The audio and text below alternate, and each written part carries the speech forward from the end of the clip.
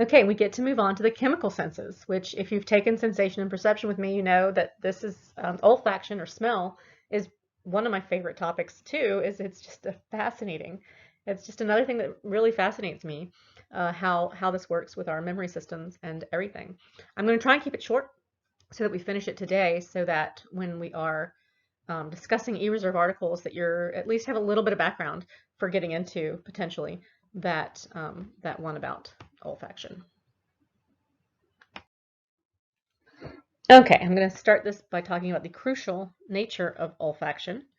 I sometimes, when I'm having a face-to-face class, I ask the question of if you were the almighty being and you created a one-celled organism, what sense would you give that organism to help it survive? And many people, even though here we are at olfaction, and I feel like I'm kind of giving them the answer, people say vision. Vision is really important to us. We are a very evolved species, but vision gives us that really the distance of information. But remember, we have to point our eyes at something for us to actually see that information. It's what's would be more helpful for a one-celled organism or back in the evolutionary chain would be olfaction. It would definitely be a chemical sense, and this particular chemical sense is one that means we don't have to actually touch or ingest whatever chemical that might be poisonous, right? So that we can sense that chemical without having to touch it or ingest it in any way. And here are some examples of how it helps other animals survive, and it helps us as well, and we're not as aware of much of this, and our survival doesn't depend on it to the same extent. But how much pheromones influence us could be something we question. But we find food and mates, or other animals really find their food and their mates based on their sense of smell. If you've ever had a dog in heat, you know that the male dogs can find that dog, or a cat in heat, it's really attracting those mates from far away, potentially. We respond, or other animals respond to predators. What is being shown in the picture there is a mouse that has lost those olfactory receptors for smelling or sensing the cat, and the cat has just had a big meal, so it's not playing with or trying to kill the mouse. But typically, mice, even brought up in a laboratory for generations where they've never experienced a cat, they're going to respond to the smell of a cat being in the room. They're going to go into their hideouts. It helps us to recognize dangers. It helps us to recognize poisonous foods. So in our world, the smell of gas and smoke can tell us there's a danger. Poisonous foods, if something's rotting, we can smell that as well. This is something that is that we've lost a great deal of because of the amount of change and that we've had because of evolution and because of our powerful visual abilities. But just as a comparative, a bloodhound has 220 million olfactory receptor neurons, so there's actual sensory receptors, compared to us we have about 20 million, and about 5% of their cortex is devoted to olfaction, where it's about 0.1% for us. And I know I very briefly talked about that idea of cortical magnification of the fovea, that we have more representation of this important information, but so other animals, more of their cortex is devoted to olfaction than to other senses. It's very important to them. And even humans can follow a scent trail to some extent. So what this is showing in the picture is a trail of, I think it was a chocolate oil, if I remember correctly. And you can see in the orange lines, so the sort of yellowish line is the chocolate oil, and in the orange lines, they had blindfolded these people, put gloves on them, and they were following the trail using their sense of smell. And you can see that she keeps coming back to the center line and is following it pretty well. And we get better at this with practice as we are using that part of our brain. Okay, and we have hundreds of different olfactory receptors, or olfactory receptor neurons, about 350, according to Linda Buck and her colleague Axel. Thousands, so different animals are going to have different numbers of receptors. Thousands in rats, those animals that for whom the olfactory sense is more important, are going to have more than us, so they can smell a wider range of chemicals and smells.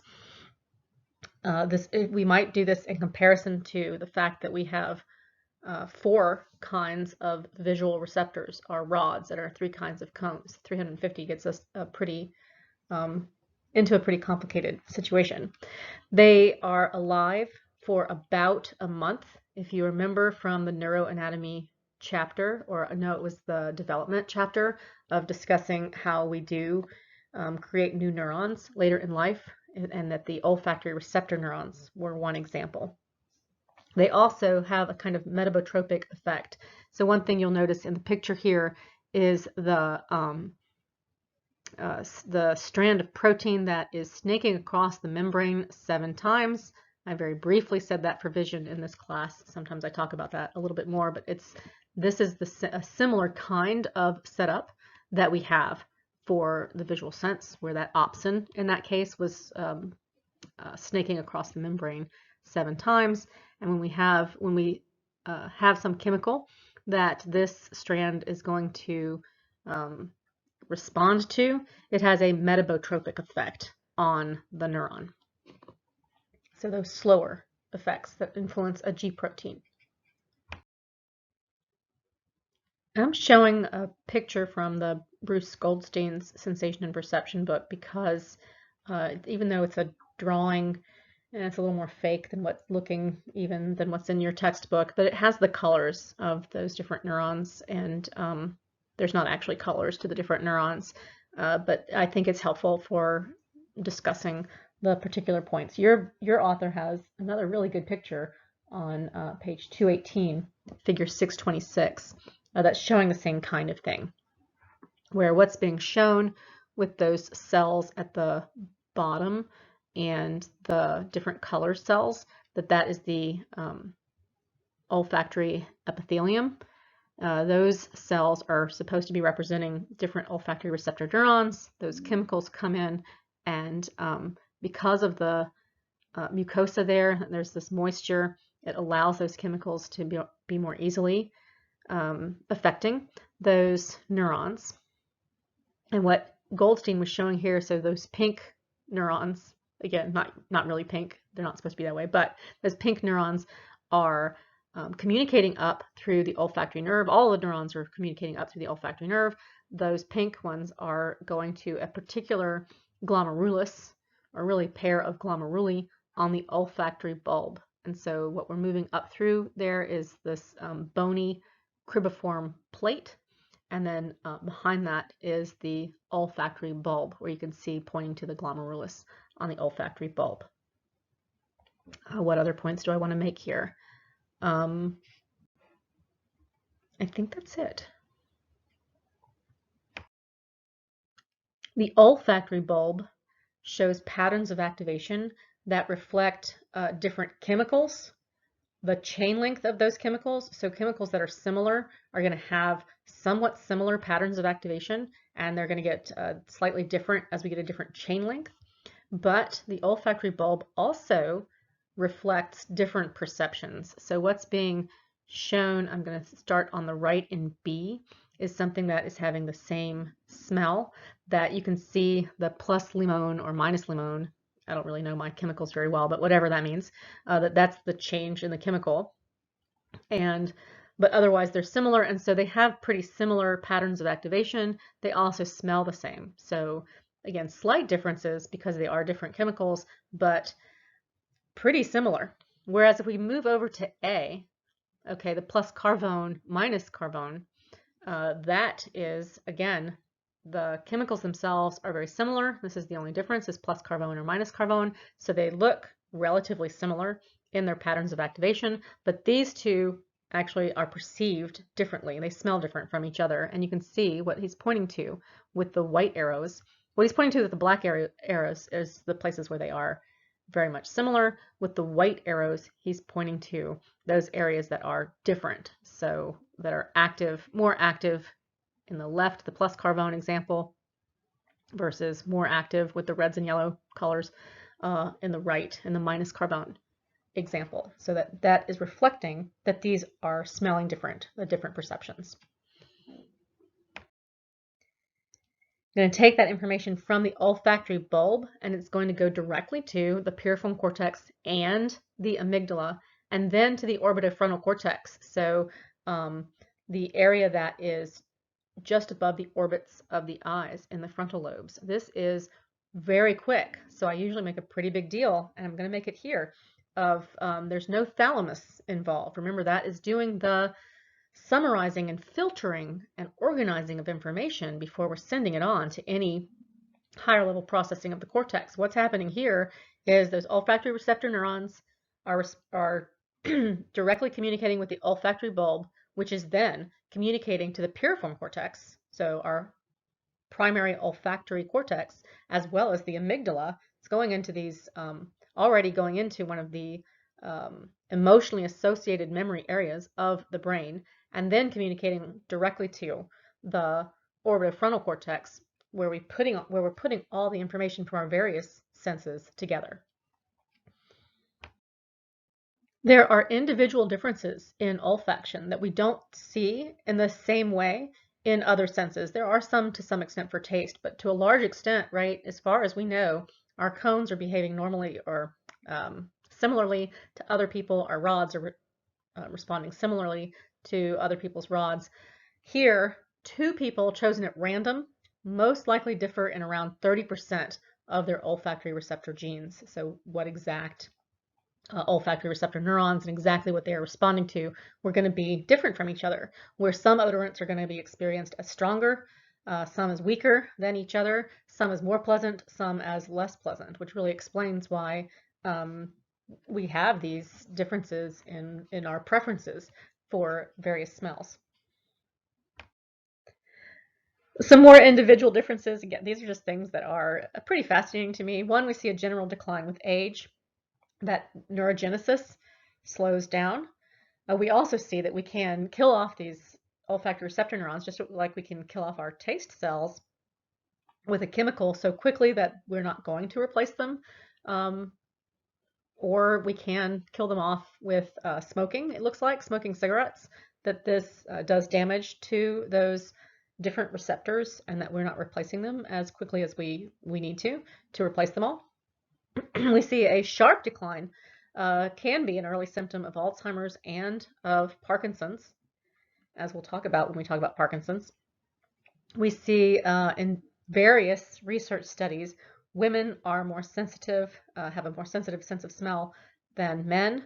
This is in all the cultures that have been tested and at various ages. We also see that young adult women are more sensitive to a faint odor that they are repeatedly exposed to. And this is true for young adult women, not true for men, not true for prepubertal girls, not true for women after menopause.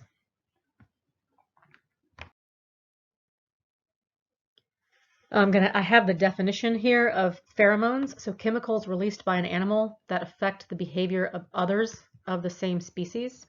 And that is what your author has in there, but I'm going to go ahead and say that these chemicals released by an animal can affect the behavior of animals of other species, as I'm sure you've experienced, or if you have a dog, if you've had dogs, that if somebody is around who's afraid of dogs, that your dog knows that by the pheromones that are being released by that human.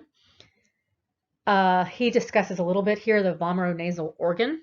So in most animals, this is an organ that is sensing these pheromones and so communicating to the brain about mates and predators and danger and ovulatory cycles and menstrual cycles and all of that.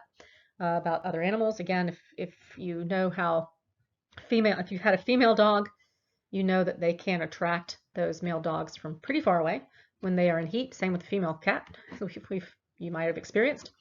For us in humans, that vomeronasal organ is a vestigial organ in humans. It's tiny and it's not responding to pheromones, but we do still process pheromones. We have receptors among those olfactory receptor neurons that are responding to pheromones. One study that examines this is from Kathleen Stern and Martha McClintock, which is often referred to as the menstrual synchrony experiment, although I'll go ahead and say that this menstrual synchrony experiment was originally conducted in 1971. Other labs tried to replicate with some changes in the definition of exactly when they were going to count the people as having the same menstrual cycle, but Stern and McClintock replicated in 98 with a different measure, as I'm going to talk about here.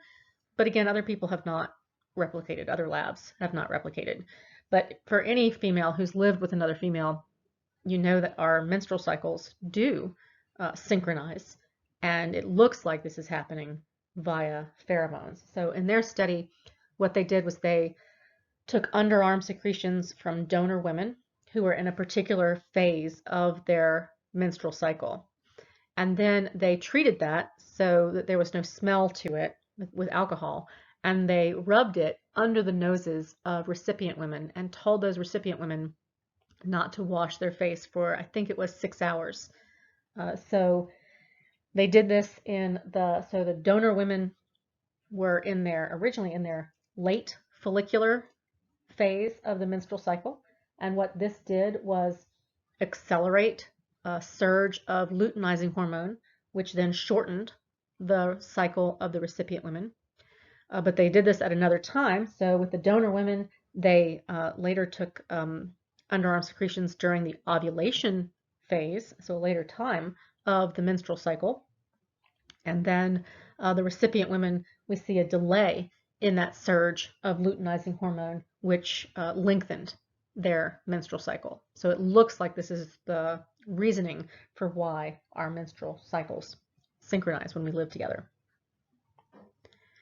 Some other examples, since those haven't been replicated, it's always good to have a few more examples. Some research where they have taken women's sweat, okay, where they made the women sweat in shirts, and again, they treated those shirts so that we're not smelling, so it's not about the smell or olfaction, and especially if those women were in the ovulatory phase of their menstrual cycle, this would increase a man's testosterone. Okay, so in their participants, their male participants, we see an increase in their sex hormone. They've done this flipped around, different research group, take the sweat of males as they are working out in their t-shirts, treat those t-shirts, and what they found was an increase in cortisol in women. So we've increased the woman's stress hormone. Okay, I sometimes start the importance of olfaction with one of my little factoids from John J. Rady's A User's Guide to the Brain. It's a really fun book if you're at all into this stuff. He talks a little bit more for lay people than a lot of people, but he's still using a lot of the neuroanatomy as well. But a lot of these fun factoids that I have marked in my book. So prior to mating, the female silkworm releases 0.01 millionth of a gram of the chemical bombacol, and that is enough to attract 1 billion males up to 3 kilometers away. And I often make the joke when I'm starting all this that it might be a little bit scary to be a female silkworm if I'm attracting that many males. But they only have 5 days to mate and to reproduce, so it makes sense that they want to be able to attract them from far away. But if you've seen your female dogs or female cats in heat and the way that they can attract these males from pretty far away, it might be a little bit stressful and scary to be a female in heat and to smell males, whereas our smell clearly increases their sex hormone. And I think that's kind of a funny and interesting bunch of facts. Okay, so there's some information about pheromones. Okay, and I'm going to get to just start talking about taste, and we're going to have to finish it up on Monday. I'm going to start with the neural code for taste quality. And looking at the tongue, I'm going to show the papillae, which to some extent, most of them have our taste buds, which contain our taste cells and how we taste. I'm going to start by looking at the picture at the top there, which is what we really see on that clearly are the fungiform papillae, shaped like mushrooms found at the tip and the sides of the tongue. And so you can see them, they're kind of a more reddish color than the rest of the tongue. And then behind that, we see the filiform papillae, shaped like little cones, and we see them all over the tongue. The filiform papillae actually have no taste buds or taste cells. So we have this blind spot in the middle of our tongue. And I hope you are reading along in the book. In this section of sensation and perception, he has a few pretty fun demonstrations that you can do with yourself, but I'm going to go ahead and recommend that you do this yourself, of taking a cotton ball or a Q-tip, which would be a little more precise, but a cotton ball will work. And if you dip it into either a salty solution, such as some salty water, or a sugar solution, some sugar water, and then put it in the center of your tongue, so avoid the front and tips, you'll notice that you taste nothing. Okay, if you now move that so that it's hitting the front, the tip and the sides, so that those fungiform papillae, so you're hitting those taste buds and taste cells, and then move it back to the center, it'll feel like you're tasting that in the center of your tongue. But just like we have this blind spot in vision that our brain is filling in, what's happening on the tongue is we also have mechanoreceptors in these taste buds that are feeling the sensations of the somato of the body of the tongue, and because we feel that, it feels like we're tasting that in the center of the tongue. It's kind of neat to do. Your author pretty clearly shows the foliate papillae, a series of folds at the back of the tongue, so over there in the right picture. And in the foliate, it's the he's showing a single foliate papilla, get my words very straight, in the sort of center piece.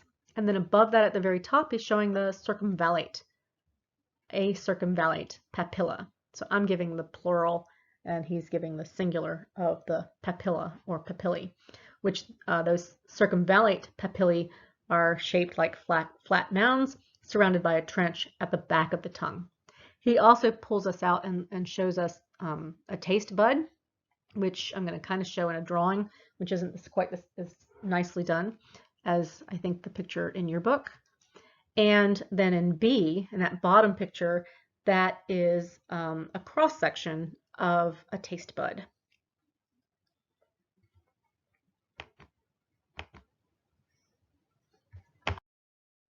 Okay, I want to make a few points here that one of them I meant to make on the previous slide, that we talk about our taste cells as being on the tongue where we see these taste buds, but we do have some method of taste up in our palate at the top of our mouth and in our cheeks as well. All of the papillae, except filiform papillae, as I've said, contain taste buds. The whole tongue contains about 10,000 taste buds. If we put that together, that we have 50 to 100 taste cells per taste bud, most people actually estimate that we have about 50,000 taste cells. So that math doesn't really work out for me, but just so we kind of put this where it is. And some people estimate that we have 2,000 to 5,000 taste buds, which would make that a little bit closer. But just so you know, there are different estimates out there, but usually it's that we have about 50,000 taste cells. These taste cells are making up those taste buds. And I'll just repeat again that the taste buds are not in the center of the tongue. I'm going to repeat that with the language on the slide. What you can see, what Goldstein is showing in this picture that I like how he does some of his pictures, so I keep informative pictures. You can see that what is in the bottom left of the picture looks like a garlic bulb. That's our taste bud. And if we pull one of those cloves out, that's one of our taste cells. And so he pulls one of those out and then magnifies the tip of that, which is the tip of that is going to protrude into the taste pore, and this is where we can actually have chemicals contact those receptor sites, and we see this transduction occur. And I'll go ahead and transduction. Didn't do that for olfaction, but this is transduction, where things that are salty, so sodium itself is going to just have this direct effect. Sour we're going to have a direct effect.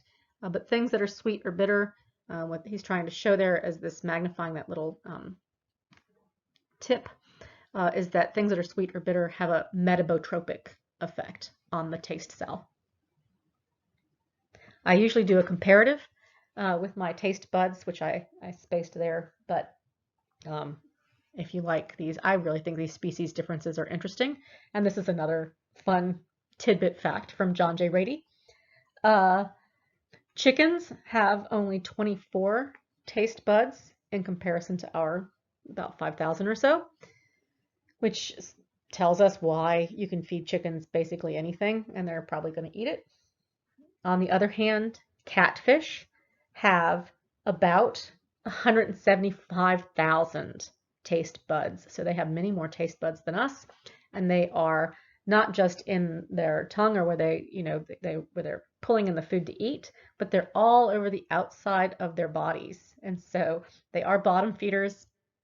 And I usually make this joke that the catfish are like the really rude person at your party who tries something and doesn't like it and spits it back out. we don't actually do that, but that's what catfish are kind of doing with the outside of their body. They're kind of trying it, and if it's not something that they're going to eat, they just kind of leave it there. They put it back out, and if it is something they're going to eat, then they're going to eat it. I'm going to finish up today by talking about some of the basic taste qualities that we know about. What you'll see in the picture are magnitude estimates. So how salty is this? How sour is this? That people made for two different chemicals, one potassium chloride and one sodium nitrate, where you can see potassium chloride tastes very salty, and we don't have much of the sour, sweet, or bitter tastes. Sodium nitrate tastes somewhat salty, somewhat sour, maybe a little bit bitter, but not very sweet. I show this before talking about the taste qualities because I think it shows pretty well that for a long time, most of our research on taste involved these four basic taste qualities, and those were the four basic taste qualities that were discussed. Salty, which we can really taste with sodium chloride. Sour, which we can really taste with hydrochloric acid as a good example. Something that's very sweet is sucrose, and something that's bitter, that's really pulling out just that one quality, is quinine. However, more recently, we've added umami, so that kind of savory taste, and MSG gives us that umami taste. And I'm trying really hard not to say flavor, which we might tend to do, but I'm going to distinguish how flavor uses olfaction after the Friday where we talk about these for the eReserve journal articles. And your author talks about the potential of adding a taste quality of fat, or a taste that gives us the taste of fatty acids. And they are discussing calling this, instead of bittersweet umami, oleogustus. I have a question mark there. You can see how you feel about that, calling that taste quality oleogustus, if we think that that will be informative, or that we'll have to go look up and figure out what that is. But really, umami was probably, I think it's in the 1990s that they added that as a taste quality and started doing research on it, and they're still talking about what's going on with fats.